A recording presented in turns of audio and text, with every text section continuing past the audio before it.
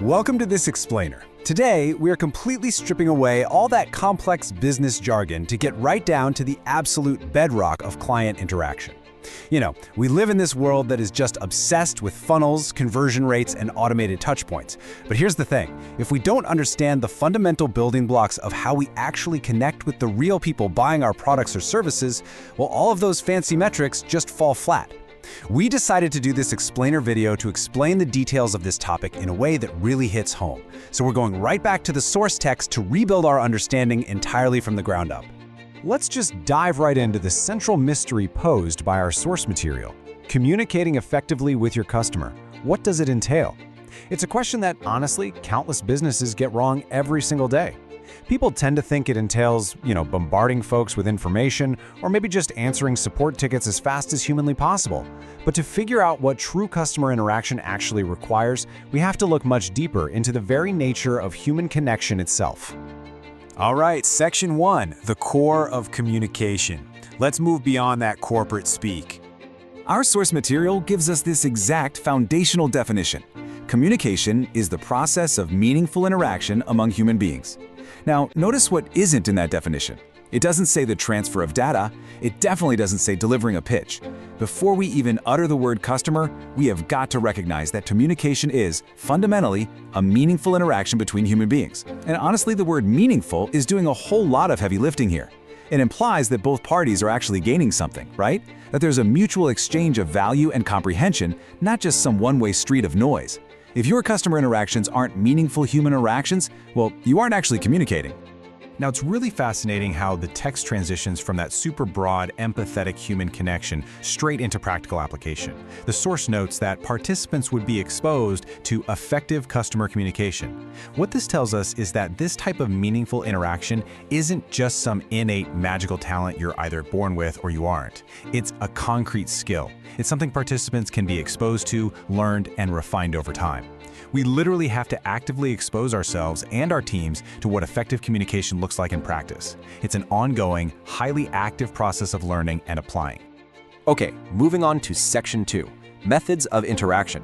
Let's look at the actual practical tools of communication. The source strictly outlines these various methods of communication, bringing us all the way from that macro philosophy down to the micro, everyday applications.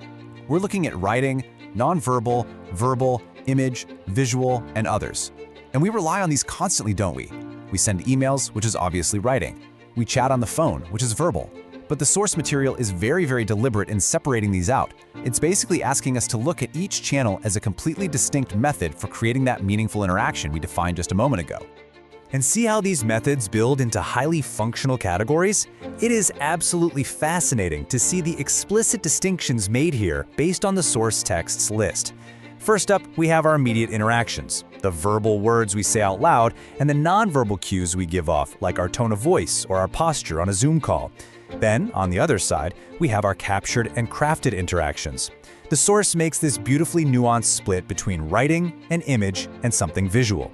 You might be wondering, why separate an image from a visual? Well, think about it.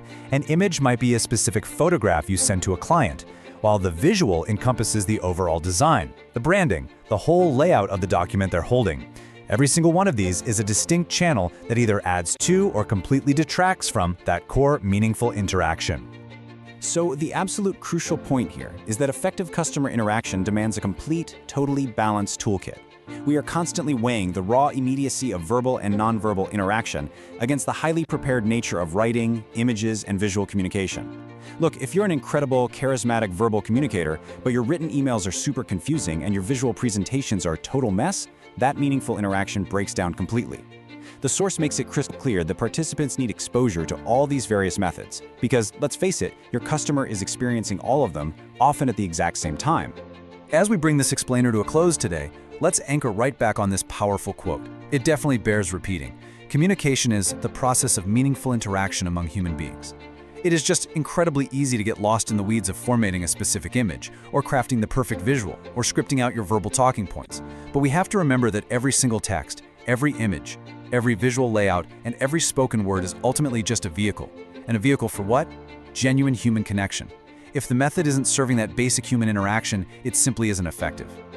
I want to leave you with a final thought to ponder today. directly based on the methods we just covered from the source material.